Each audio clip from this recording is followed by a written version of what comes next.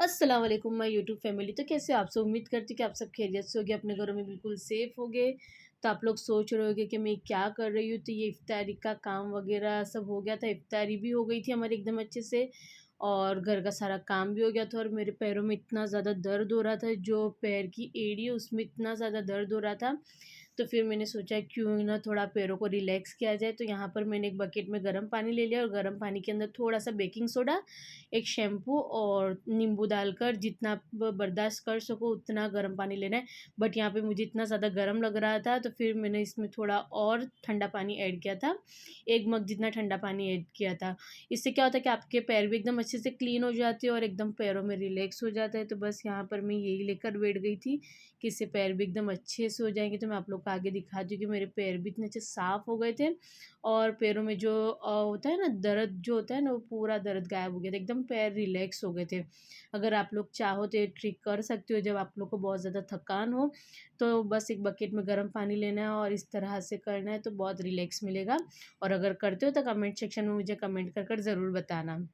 तो यहाँ पर मैंने 5 मिनट तक पैर को अंदर डिप कर कर रखे थे। इतना अच्छा रिलैक्स लग रहा था, वो कहते हैं ना पूरा दिन की थकन थी वो मेरी उतर गई थी। और इसके बाद मैंने ये जो नींबू अंदर डाला हुआ था उसी से मैंने पैर के ऊपर एकदम अच्छे से घस लिया और फिर मैंने कर लिया था थोड़ा-सा स्क्रब, ताकि जो टैनिंग होती है स्किन के ऊपर, पैरों की स्किन पे, तो टैनिंग हट जाए। और थोड़ा-सा फिर मैंने लगा लिया था जो बॉडी लोशन होता है ना, मॉइस्चराइज़र, वो लगा लिया था। तो यहाँ पर मैं थोड़ा-सा लगा लूँगी स्क्रब जो है अखरोट का, तो वो अखरोट स्क्रब लगा लूँगी मैं। तो यहाँ पर मैंने पैरों को एकदम अच्छे से टॉवल से क्लीन कर लिया। तो आप लोग देख सकते हो कि कुछ भी करे बगैर जस्ट मैंने डीप कर कर रखे थे, तो मेरे पैर एकदम साफ़ हो गए थे। जितनी भी टैनिंग थी सारी हट गई थी। बट मुझे अच्छे से थोड़ा स्क्रबिंग करना था पैरों को, तो यहाँ पर जो मेरे पास अखरोट का स्क्रब था मैं डेली में भी यूज़ करती हूँ। डेली मीन्स वीक या 15 दिन के अंदर एक बार मैं यूज़ करती हूँ स्किन है हाथ पैर पे। इससे क्या होता है, स्किन की जो टैनिंग वगैरह होती है, हाथों की टैनिंग होती है, तो वो चली जाती है। तो यहाँ पर इससे 2 से 3 मिनट एकदम अच्छे से मैंने मसाज कर लिया। मसाज करने के बाद इसी के अंदर मैंने पैर डिप कर दिए थे और कपड़े से क्लीन करने के बाद मैंने इसके ऊपर मॉइस्चराइज़र पैरों पर लगा दिए थे। तो यहाँ पर देख सकते हो मेरे पैर कितने अच्छे से नीट और क्लीन हो गए थे और दिखने में भी थोड़े अच्छे दिख रहे थे। होता है कि आप इस पे ध्यान नहीं देते हो तो पैर एकदम गंदे हो जाते, फिर आप कोई अच्छी तरह की कोई मोजड़ी या सैंडल या खुली हुई चंपल पहनते, तो फिर आपके पैरों की वजह से वो चंपल भी आप पे सूट नहीं करती। और वैसे भी हमारा रमज़ान मंथ चल रहा है और रमज़ान के बाद आ जाएगी माशाल्लाह से ईद। तो ईद के टाइम पर अगर आपको चंपल कोई अच्छी सी पैरों के लिए पहननी है, तो फिर अभी से आपको पैरों का ध्यान देना पड़ेगा। और यहाँ पर ये मैं मॉइस्चराइज़र लगा रही हूँ, तो ये मॉइस्चराइज़र इतना अच्छा है फेस के लिए। तो यहाँ पर अभी मैं पैरों के ऊपर अप्लाई कर दूँगी। तो पैरों में इतना ज़्यादा सुकून लग रहा था। होता है ना कि पूरा दिन काम कर कर, दौड़ भाग कर कर पैर एकदम थक जाते हैं, तो इस तरह से कर लो तो पैर एकदम रिलैक्स भी हो जाते हैं, प्लस पैर को एकदम अच्छे से ट्रीटमेंट मिल जाती है। और यहाँ पर मैंने आज इफ्तारी के टाइम पर बनाया था कोल्ड कोको, बट हमारे यहाँ ये सारी चीज़ें जो ठंडी चीज़ें होती है रात के टाइम पर ही खाई पी जाती है, यानी कि होता है ना नमाज़ वगैरह पढ़ने के बाद थोड़ा रिलैक्स मोड में बैठे हो तभी उसी टाइम पर हम लोग पीते हैं। तो ये पी लिया और बच्चे गए थे हस्बैंड के साथ बाहर, तो लस्सी और ये लेके आए थे, जो छाछ होती है ना वो लेके आए थे। बट मैंने थोड़ी सी पी थी क्योंकि कोल्ड कोल्ड को ऑलरेडी मैंने पिया था। तो यहाँ पर फिर ये सारी चीज़ें मैंने फ्रीज़ में रख दी थी। और यहाँ पर ये कॉफ़ी बीटर के लिए मैंने सेल मंगवाए थे और घड़ियाल भी सारी बंद हो गई थी, घर में दोनों घड़ियाल बंद हो गई थी, तो सबके लिए फिर मैंने सेल मंगवा लिए थे। तो यहाँ पर अब हम लोग घड़ियाल के अंदर सेल डाल देंगे और घड़ियाल को एकदम अच्छे से कर देंगे सेट, क्योंकि 2 दिन से मेरी घड़ी बंद हो गई थी। तो फिर होता है ना कि मॉर्निंग में उठने के टाइम पर टाइमिंग वगैरह के लिए फिर घड़ी में जैसे ही नज़र जाती है और बंद होती है तो फिर हड़बड़ाहट हो जाती है। तो यहाँ पर मैंने पहले सेल मंगवा लिए थे और ये कितने टाइम से कॉफ़ी बीटर मेरी भाभी ने मुझे दिया था, तो उसके अंदर सेल डालने थे, पर इसके अंदर मैंने सेल डाले नहीं थे। बट अभी मेरी जो बेटी है तो उसको बनानी थी डालगोना कॉफ़ी, तो उसके लिए फिर वो जाकर खुद से सेल लेके आ गई। The next day. अब ये हो चुका है शहरी का टाइम, तो ये 4 बजे का टाइम है। 4 बजे मैं उठ गई थी क्योंकि मुझे रात को इतनी ज़्यादा नींद भी नहीं आई थी, पता नहीं क्यों। तो बार बार मेरी आंखें भी खुल रही थी, तो एक साइड पे मैंने रख दी थी चाय और मैंने बाहर आकर देखा तो बिल्कुल सन्नाटा हो रहा था, कोई बंदा ना बंदे की ज़ात कोई भी नहीं दिख रहा था। तो यहाँ पर मैं 2-3 मिनट खड़ी रही और उसके बाद फिर मैं अंदर आई तो देखा तो चाय भी मेरे एकदम अच्छे से उबलने लगी थी। तो फटाफट से हम लोग सहरी की सारी तैयारी करेंगे। तो यहाँ पर मैं देखती हूँ कि क्या है क्या खाना है। तो यहाँ पर ये मुखवास के लिए मैंने जो दाल वरियाली होती है वो भी निकाल कर रख दी थी, बट उसको अभी तक मैंने बनाई नहीं। तो यहाँ पर अब मैं जो चाय के साथ जो खाने की चीज़ें वो सारी रख दूँगी। तो यहाँ पर मैंने टोस्ट ले लिए थे, क्योंकि बटर लगाकर हम लोग टोस्ट पर खाते हैं, और मेरे हस्बैंड तो चाय के साथ पराठा खाते हैं, तो उनको पराठा पसंद है। और कभी ब्रेड बटर है, चाय है, फिर मलाई है, ये सारी चीज़ हम लोग खाते हैं। हम लोग खाना वगैरह नहीं खाते। हाँ, कभी होता है ना कि कड़ी खिचड़ी या दाल चावल है, तो सबके घर में होता होगा, तो कड़ी खिचड़ी या दाल चावल हो तो फिर एक आध निवाला मेरे हस्बैंड खा लेते हैं, बट ज़्यादातर चाय रोटी ही मेरे घर पे बनती है। तो यहाँ पर एकदम बड़ा सा मैंने मज़ेदार सा पराठा बना लिया था, थोड़ा सा क्रिस्पी किया था, क्योंकि मलाई के साथ बहुत ज़्यादा अच्छा लगता है। तो आप लोग को सहरी के अंदर क्या खाना पसंद है, मुझे कमेंट सेक्शन में कमेंट कर ज़रूर से बताना। मुझे वेट रखेगा आप लोग के कमेंट का कि आप लोग सहरी के अंदर क्या खाना पसंद करते हो, किसके घर में क्या खाते हैं। और यहाँ पर ये मज़ेदार सी हमारी सहरी स्टार्ट हो गई। मेरे हस्बैंड ने तो खा ली थी सहरी, बट यहाँ पर अब मैं बैठी हूँ, क्योंकि मैंने ब्रश वगैरह अभी तक नहीं किया था।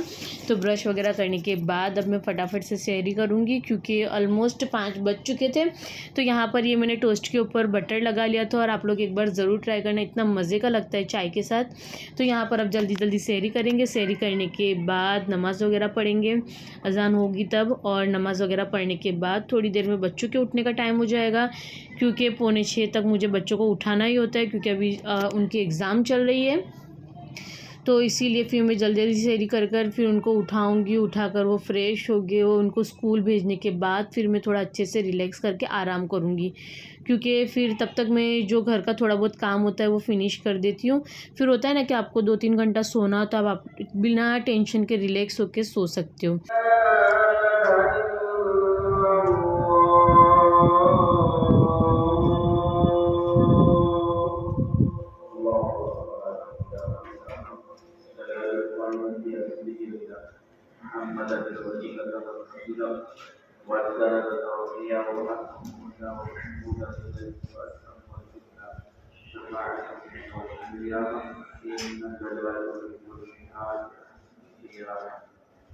अस्सलाम वालेकुम my YouTube family, welcome back to Sahila vlog. तो कैसे आप सब, उम्मीद करते कि आप सब खैरियत से होगे, अपने घरों में बिल्कुल सेफ़ होगे। तो यहाँ पर ये दोपहर का टाइम हो चुका है, तो जोहर से पहले का टाइम है, बच्चे स्कूल से आ चुके हैं। तो यहाँ पर मैंने ये पिज़्ज़ा बनाया था, तो उसकी एक जो पिज़्ज़ा की बेस एक बची हुई थी, तो यहाँ पर मैंने ये पिज़्ज़ा बेक करने के लिए रख दिया। और ये जो चिकन पराठा रोल बनाया था, तिक्का पराठा, अगर आपने इसकी रेसिपी नहीं देखी है तो मेरी चैनल पे ऑलरेडी मैंने इससे पहले वाले ब्लॉग में अपलोड किए, तो जाके देख सकते। बहुत ही मज़े का और यम्मी वाला बना था।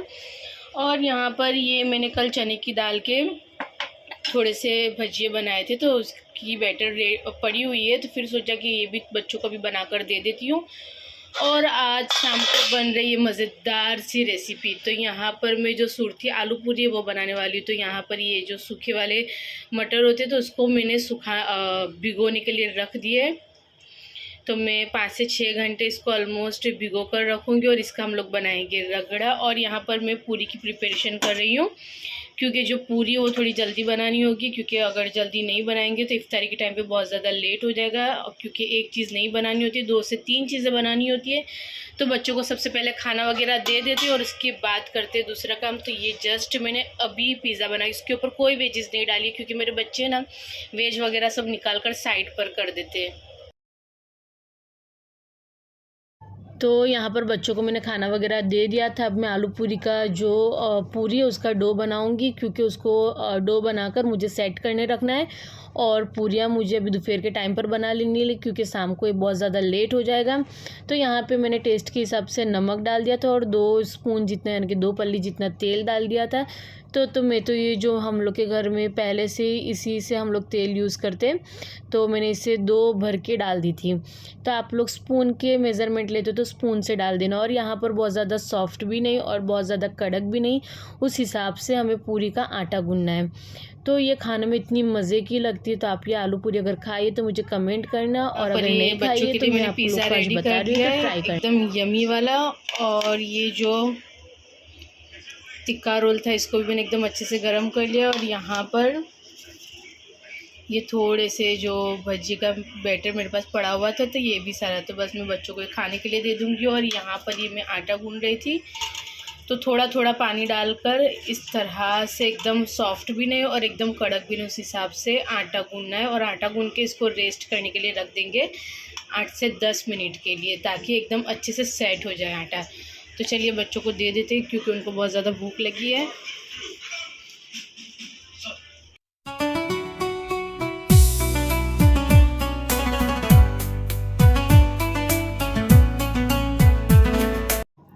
और एक साइड पर मैं बना रही हूँ फ्रूट कस्टर्ड, यानी कि जो थिक वाला आता है ना, वो फ्रूट कस्टर्ड क्रीम वाला मैं बनाऊँगी। तो ये जो क्रीमी वाला फ्रूट कस्टर्ड होता है, जो मेरे घर में माशाल्लाह बहुत ज़्यादा अच्छे से खाते हैं। और यहाँ पर एक दिन पहले थोड़ा फ्रूट बच गया था, थोड़ा थोड़ा सा, तो फिर उसको मैंने कट कर कर फ्रीज़ में रख दिया था, ताकि वो ब्लैक ना हो जाए। तो उसके अंदर थोड़ा सा पाइनएप्पल है और सफ़रजन है, फिर ग्रेप्स, ये सारी चीज़ें कट गई थी। तो उसी टाइम पर मैंने उसको कट कर लिया था और कट कर कर एक छोटे से डब्बे के अंदर भर के रख दिया था फ्रीज़ में। तो यहाँ पर एकदम हम लोग का कस्टर्ड रेडी हो गया है। तो बस मुझे इतनी थिकनेस चाहिए, क्योंकि ये ठंडा होने के बाद और ज़्यादा गाढ़ा हो जाएगा। तो यहाँ पर मैंने गैस की फ्लेम बंद कर दी है और इसको अब मैं उतार कर साइड पर एकदम रूम टेम्परेचर पर कर दूँगी। बिल्कुल ठंडा होने के बाद मैं इसके अंदर डालूँगी अमूल की फ्रेश क्रीम और डालूँगी ये वाला फ्रूट। तो ये मैंने कल चॉप कर कर रख दिया था। क्यों होता है ना कि फिर अगर आप ऐसे के ऐसे ही फ्रीज़ में रख दो, तो फिर उसके ऊपर थोड़ी लेयर लगने लगती है और वो थोड़े सॉगी सॉगी सॉफ्ट होने लगते हैं। इसीलिए फिर मैंने उसको चॉप कर कर रख दिया था। तो अब फटाफट से कस्टर्ड बनाकर हम लोग इसको ठंडा कर देंगे। उसके बाद आलू पूरी की जो प्रिपरेशन है वो आगे आलू पूरी की प्रिपरेशन को फिनिश।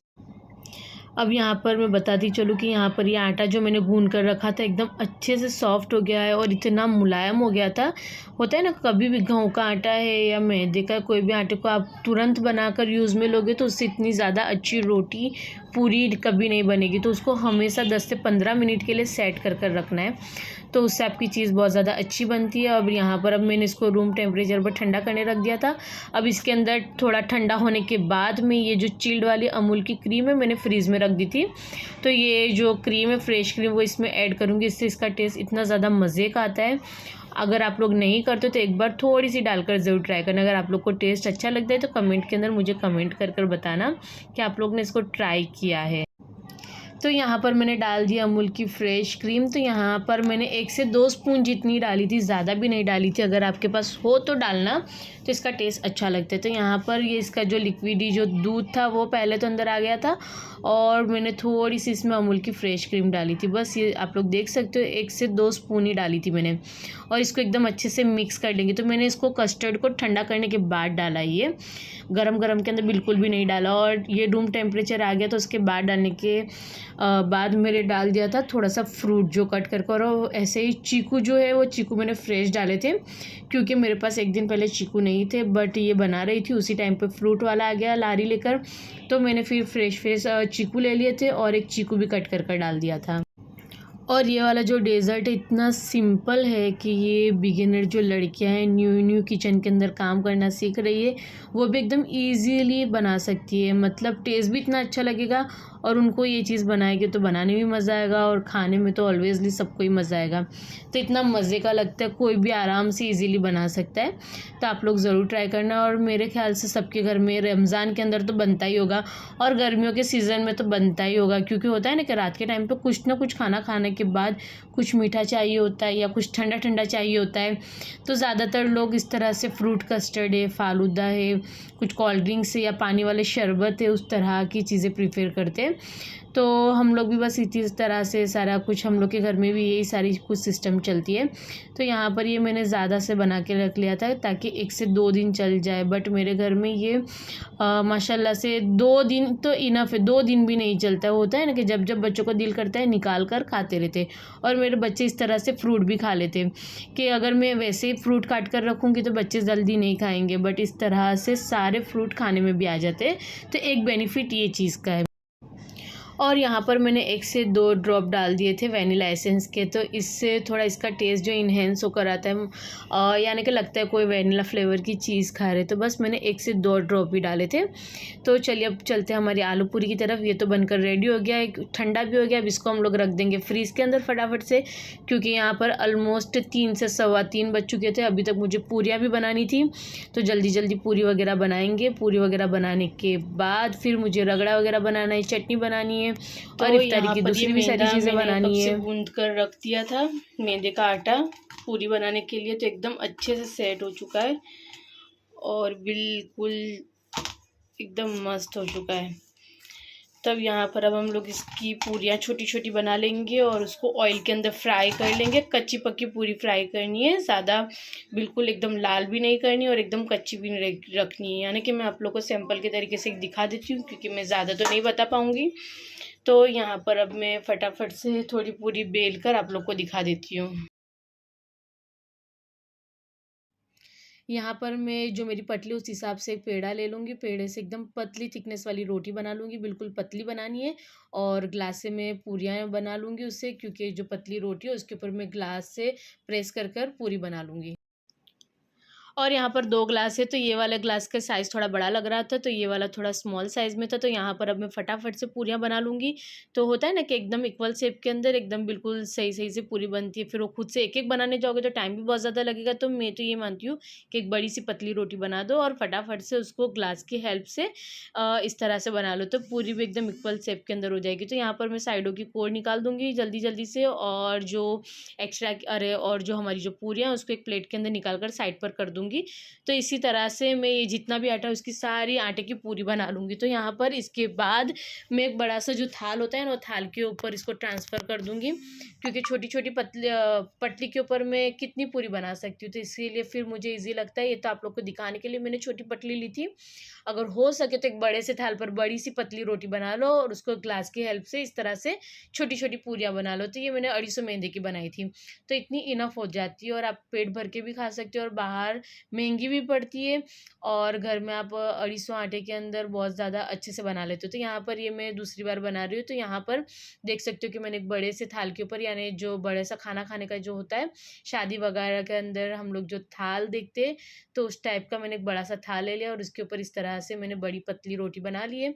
तो आप लोग ने रोटी की थिकनेस तो देख ही ली होगी कितनी पतली बनानी है।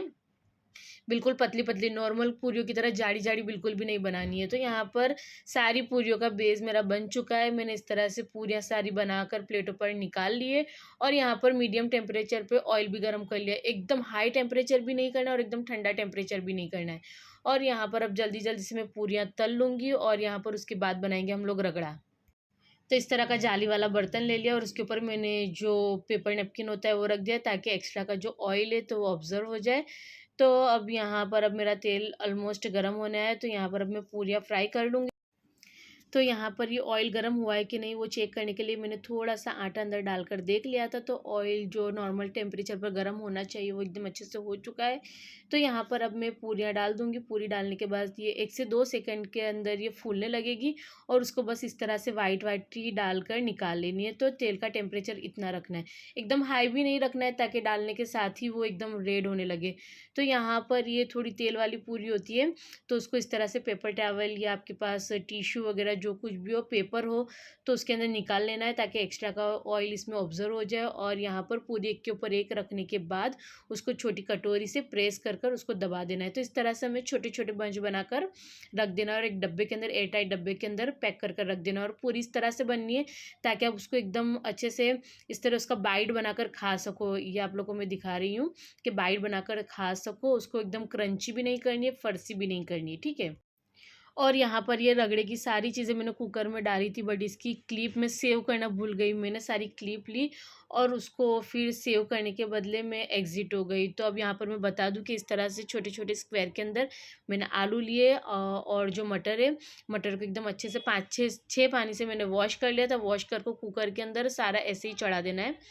तो मैंने मटर लिया है, अदरक लहसुन लिया है, छोटी-छोटी स्क्वायर में आलू लिए हैं, एक प्याज मैंने रफली चॉप कर कर डाल दिए, हरी मिर्च डाल दिए, लाल मिर्च, गरम मसाला, नमक, हल्दी, थोड़ा-सा धनिया पाउडर, ज़रा-सा ज़ीरा पाउडर टेस्ट के हिसाब से, सारी चीज़ें बस कुकर के अंदर डाल देनी है और डालने के बाद इसके अंदर ऑयल डालना है। ऑयल डालने के बाद इसके अंदर 2 से 3 ग्लास भर के पानी डाल देना है। मेरा मानो तो 2 अढ़ी ग्लास तो डाल ही देना आप स्टार्टिंग के अंदर पानी। तो अब सारी चीज़ों को मिक्स कर पानी वगैरह डालकर मैं उसको सीटी लगाने के लिए रख दूँगी। तो 7 से 8 सीटी के अंदर एकदम अच्छे से सॉफ्ट हो जाएगी और गल जाएगी। तो इसको एकदम ड्राई भी नहीं बनाना है, इसको थोड़ा लिक्विड ही बनाएँगे। मतलब होता है ना कि थोड़ा पूरी का सब्ज़ी के हम लोग सब्ज़ी खाते हैं तो कैसा होता है, उस हिसाब से थोड़ा लिक्विड ही बनाते हैं। और सारी चीज़ें एकदम बॉयल हो जानी चाहिए, यानी कि प्रेस करने के टाइम पे अगर हम लोग मटर या आलू, ये सारी चीज़ों को हम लोग प्रेस करते तो एकदम अच्छे से बॉयल हो गया होना चाहिए। उस हिसाब से हमें रगड़ा बनाना है। तो यहाँ पर अब मैं ये कुकर के अंदर सारी चीज़ें डाल दूँगी और इसके अंदर मैंने 3 ग्लास पानी डाल दिए थे। तो 3 ग्लास पानी डालने के बाद मैं इसको व्हिसल लगाने के लिए रख दूँगी।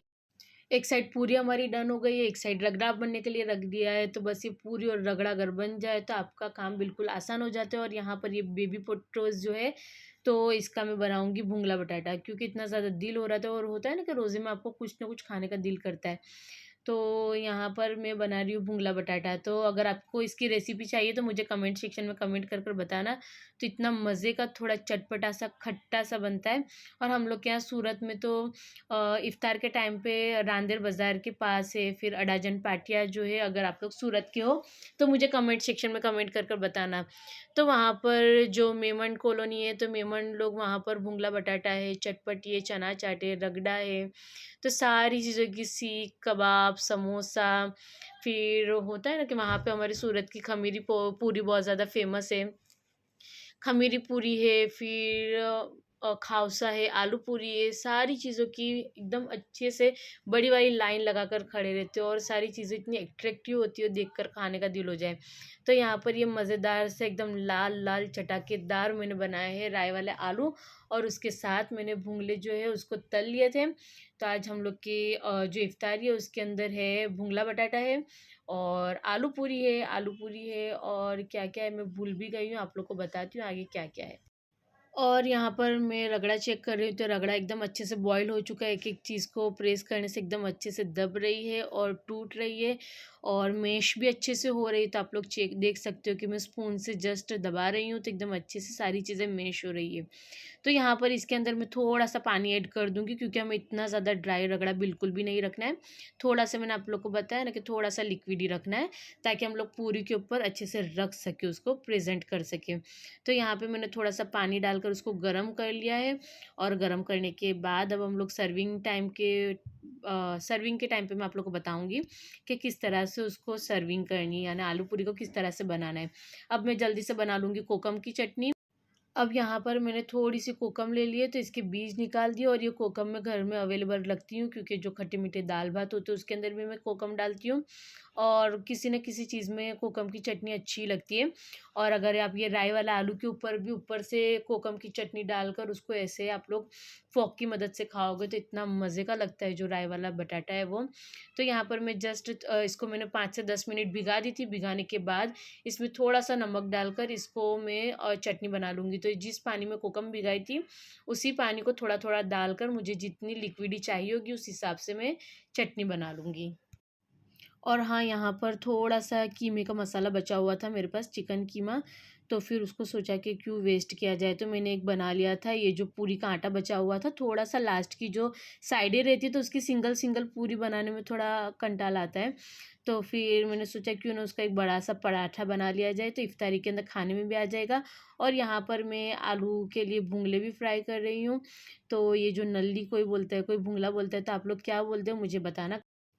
और किचन में इतना सारा चीज़ें फैली हुई थी, तो ये सारी चीज़ें रखने की जगह नहीं थी, क्योंकि इसको एक-एक चीज़ को पूरी के ऊपर असेंबल करना होता है। तो सारी चीज़ों को मैं लेकर आ गई थी टेबल के ऊपर। तो यहाँ पर मैंने प्याज़ को है वो स्लाइडर में कट कर ली थी। तो पतली-पतली प्याज़ कट करनी, और यहाँ पर ये ज़ोया मेरी हेल्प करने के लिए आ गई थी, बट उसको मैं बता रही थी कैसे करना है। तो यहाँ पर मैंने रगड़ा थोड़ा-सा पतला किया था, बट ठंडा होने के बाद हल्का-सा वो ड्राई हो गया था, यानी कि इतना भी ड्राई नहीं हुआ था। बट किचन में थोड़ी चीज़ें फ्राई करने के लिए रखी हुई थी, तो मैं गरम नहीं कर सकती थी, इसके लिए फिर मैंने नहीं किया था। और यहाँ पर अब मैं सारी पूरी के ऊपर रगड़ा डाल दूँगी, तो मैं उसको बता रही थी कि एक प्लेट इस तरह बनानी है, दूसरी वो खुद बना लेगी। और उसके बाद मैंने ये चिली ऑयल बनाया होता है। चिली ऑयल के अंदर कुछ भी नहीं किया था, जो मैंने पापड़ी को फ्राई किया था उसी का गरम तेल के अंदर जो तीखी वाली मिर्ची होती है वो 1 स्पून भर के डाल दी थी। इस तरह से रेड बना ली थी चटनी। अगर आप लोग को चाह कि आप ग्रीन बनानी है तो 1 से 2 हरी मिर्ची लेनी है और उसमें ज़रा-सा नमक डालकर उसको ग्राइंड कर लेना है। और इस तरह से मैंने ये जो रेड वाला ऑयल बनाया था तीखा वाला वो डाल दिया था। थोड़ा-सा चटपटा बनाना है तो मज़ेदार लगेगी। और इसके ऊपर ये खट्टी-खट्टी कोकम की जो चटनी है, किसके मुँह में पानी आ रहा है, मेरा तो अभी भी देख के इतना ज़्यादा मुँह में पानी आ रहा है। और इसके ऊपर क कोकम की चटनी है उसको डाल देना है, तो जितना आपको खट्टा पसंद हो उस हिसाब से तीखा और खट्टा करना है। तो सारी पूरियों के ऊपर मैं ये कोकम की चटनी डाल दूँगी और ये इतनी मज़े की लगती है, इतनी यम्मी लगती है, आप लोग ज़रूर ट्राई करना। थोड़ी-सी मेहनत है, अगर आप लोग को मेरी रेसिपी समझ में आई होगी तो इंशाल्लाह ज़रूर ट्राई करना। और एकदम पतली-पतली स्लाइडर के अंदर हम लोग को बारीक-सी प्याज़ कट करनी होती है, बिरस्ते की जो प्याज़ बोलते हैं, उस हिसाब से कट करनी है। अगर आप लोग इसके ऊपर चाहो तो चीज़ डाल सकते हो, फिर चिकन जो तिक्के छोटे-छोटे चिकन होते हैं, चिकन के पीसेस डाल सकते हो, समोसे की पापड़ी डाल सकते हो। कोई-कोई होता है इसके ऊपर सेव डालते हैं, बट जो रांदेर के अंदर जो मिलती है आलू पूरी उसके अंदर सेव वगैरह नहीं डालते। हाँ, और सूरत में और कहीं पर भी आप लोग खाओगे तो वहाँ पर आप लोग को सेव डालकर ही देंगे। बट अगर आप लोग रांदेर में खाते हो ओरिजिनल, तो वहाँ पर पापड़ी और चीज़ और चिकन ये वाली आलू पूरी मिलती है। और हम लोग ने तो बचपन से बस ये जो पापड़ी वाली वही आलू पूरी खाई है। और इसके ऊपर जो पापड़ी है समोसे की पापड़ी, तो वो उसको मैंने एकदम भुक्का यानी कि चूरा कर लिया था और उसके ऊपर बहुत सारी पापड़ी डाली, क्रंचीनेस, थोड़ा तीखा, थोड़ा खट्टा और रगड़े का टेस्ट। उसके ऊपर आप लोग चाहो तो थोड़ा-सा चाट मसाला डालना हो तो डाल सकते हो, बट हम लोग तो कुछ नहीं रखे क्योंकि रगड़ा और चटनी में इतना टेस्ट होता है। और यहाँ पर ये हमारी मज़ेदार से आलू पूरी रेडी हो गई है। और यहाँ पर माशाल्लाह, माशाल्लाह, माशाल्लाह ज़रूर बोलना। मेरा जो इफ्तार का थाल है वो भी बन के रेडी हो चुका है। तो यहाँ पर समोसे है, कबाब है, ढोकला है और है माशाल्लाह से राई वाला बटाटा, फ्रूट का जो कस्टर्ड बनाया था, कस्टर्ड चाट वो, मज़ेदार सी आलू पूरी, फ्रूट्स से। तो आ जाइए आप लोग भी रोज़ा खोलने। अल्लाह सबके दस्तरखान को हरा-भरा रखे माशाल्लाह, सबके घरों में बरकत दे, जिसके घर में नहीं है अल्लाह उसके घर में भी बरकत दे। तो बस चलो मिलते हैं नेक्स्ट वीडियो में। मुझे अपनी दुआ में याद रखिए, बहुत सारी दुआएँ करें, बहुत सारी इबादत करें, घर वालों को अच्छी-अच्छी चीज़ें बनाकर खिलाएँ। तो मिलते हैं नेक्स्ट व्लॉग में। अगर मेरी चैनल को सब्सक्राइब नहीं किया है तो जल्दी से सब्सक्राइब करें, लाइक करें, शेयर करें और कमेंट करें। अल्लाह हाफ़िज़।